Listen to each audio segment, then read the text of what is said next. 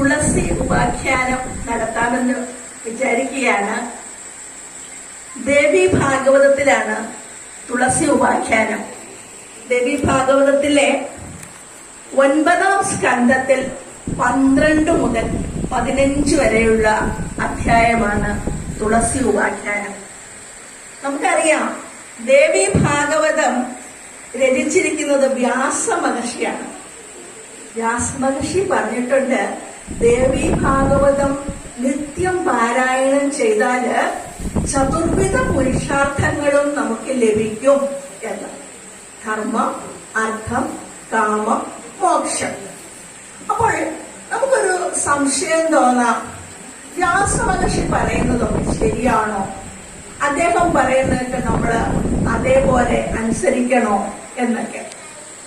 ഭഗവത്ഗീതയില് 10ാം അധ്യായം വിഭൂതി യോഗത്തിൽ പറഞ്ഞിരിക്കുന്നു, മുനീനാമഭ്യഹം വ്യാസ. മുനിമാരിൽ ഞാൻ വ്യാസനാണ്. അപ്പൊ വ്യാസ ഭഗവാൻ പറയുന്നത് വിഷ്ണു ഭഗവാൻ പറയുന്നത് പോലെ തന്നെയാണ്, അല്ലെ? വ്യാസ മഹർഷി ഈ ദേവി ഭാഗവതം ആർക്കാണ് ഉപദേശിച്ചിട്ടുള്ളത്? വ്യാസ മഹർഷിയുടെ പുത്രനും അദ്ദേഹത്തിന്റെ ശിഷ്യനും ആയിട്ടുള്ള അയോനിജനായിട്ടുള്ള ബ്രഹ്മർഷി ശ്രീ ശുക മഹർഷിക്കാണ് ദേവി ഭാഗവതം ഉപദേശിച്ചിട്ടുള്ളത്. അപ്പോൾ അദ്ദേഹത്തിന്റെ കൂടെ ശ്രീ ശുക ബ്രഹ്മർഷിയുടെ സതീർത്ഥനായ സൂതനും ഉണ്ടായിരുന്നു.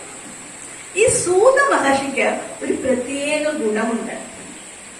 ഈ പുരാണങ്ങളെല്ലാം വളരെ ചമത്കാര രൂപേണ പറഞ്ഞ് മനസ്സിലാക്കാനുള്ള ഒരു കഴിവുണ്ട്. നമ്മൾ എന്താണേലും ഒരു കഥയാണേലും പറയുമ്പോൾ അത് മറ്റുള്ളവർക്ക് മനസ്സിലാകത്തക്ക വിധത്തിൽ പറയുമ്പോഴല്ലേ അതിന് ആസ്വാദകർ കൂടുകയുള്ളൂ, ആസ്വാദനവും ഉണ്ടാവുകയുള്ളൂ. അപ്പൊ സൂതൻ അങ്ങനെ ഒരു കഴിവുണ്ട്. ഒരിക്കൽ സൂതൻ നൈമിഷാരണ്യത്തിലെത്തി. എന്താണ് ഈ നൈമിഷാരണ്യം? കലികാലത്തിന്റെ തുടക്കം. ദ്വാപരയുഗം അവസാനിച്ചു, അടുത്തത് കലി യുഗം ആരംഭിക്കാൻ പോവുകയാണ്.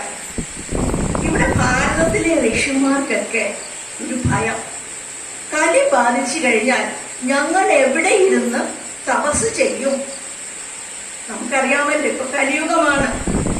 സ്വസ്ഥമായിട്ട് നാമം ജപിക്കാൻ പോലും പറ്റാത്ത ഒരു കാലഘട്ടമാണ് ഇന്ന്. അപ്പൊ കലിയുഗത്തിന്റെ ആരംഭത്തിൽ മഹർഷിമാർക്ക് അങ്ങനെ ഒരു സംശയം വന്നതിന് കാര്യമില്ലാതില്ല. ഈ ശൗനകാദി മഹർഷിമാർ ഇതിനൊരു പരിഹാരം ഉണ്ടാകുന്നതിന് വേണ്ടി ബ്രഹ്മദേവന്റെ അടുത്ത് ചെന്നു.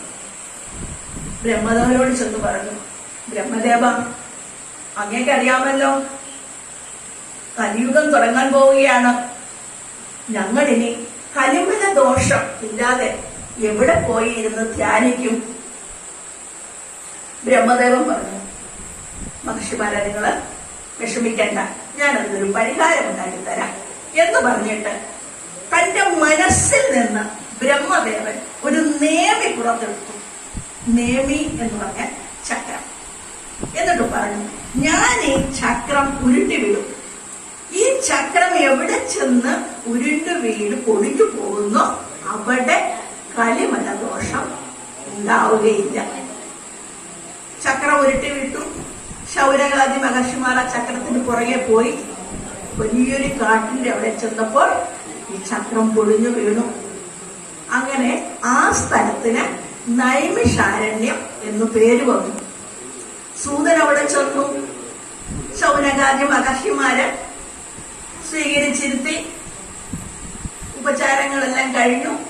എന്നിട്ട് ഈ മഹർഷിമാര് പറഞ്ഞു, അങ്ങക്ക് പുരാണങ്ങളെല്ലാം നല്ലപോലെ പറയുവാൻ അറിയാമല്ലോ, ഞങ്ങൾക്ക് ആ കഥകളൊക്കെ ഒന്ന് കേട്ടാൽ കൊള്ളാം.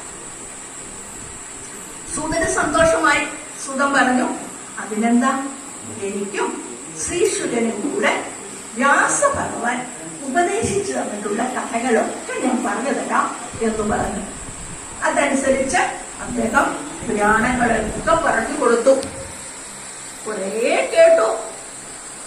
10 പുരാണങ്ങളുമായി. അപ്പോൾ ഈ ശൗനകാദി മഹർഷി ചോദിക്കുകയാണ്, ഭഗവാനെ ഞങ്ങൾക്ക് മതിയാകുന്നില്ല, അങ്ങൊരു കാര്യം ചെയ്യാൻ ദേവി ഭാഗവതം ഞങ്ങൾക്കൊന്ന് പറഞ്ഞു തരുമോ? സൂതൻ പറഞ്ഞു തരാമല്ലോ എന്ന് പറഞ്ഞ് ദേവി ഭാഗവതത്തിലെ കഥകൾ പറയുകയാണ്.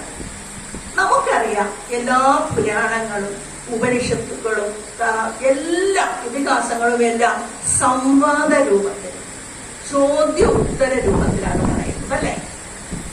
ശിഷ്യന്മാര് ചോദ്യം ചോദിക്കും, ഗുരുക്കന്മാര് ഉത്തരം പറയും. അങ്ങനെയാണ് ഉപനിഷത്തുക്കളും ഒക്കെ അങ്ങനെയാണ് അല്ലെ. പ്രശ്നോപനിഷത്തൊക്കെ 6 ശിഷ്യന്മാർക്കാണ് ഗുരു ഉത്തരം പറഞ്ഞു കൊടുക്കുന്നത് അല്ലെ. ആ ചോദ്യം ഉത്തരം കഴിയുമ്പോൾ പ്രശ്നോപനിഷത്ത് തീരുകയാണ്. അതുപോലെ തന്നെ മുണ്ടകോപനിഷത്തില് നചികേതസ് എന്ന് പറഞ്ഞ 8 വയസ്സുള്ള കുട്ടിയാണ്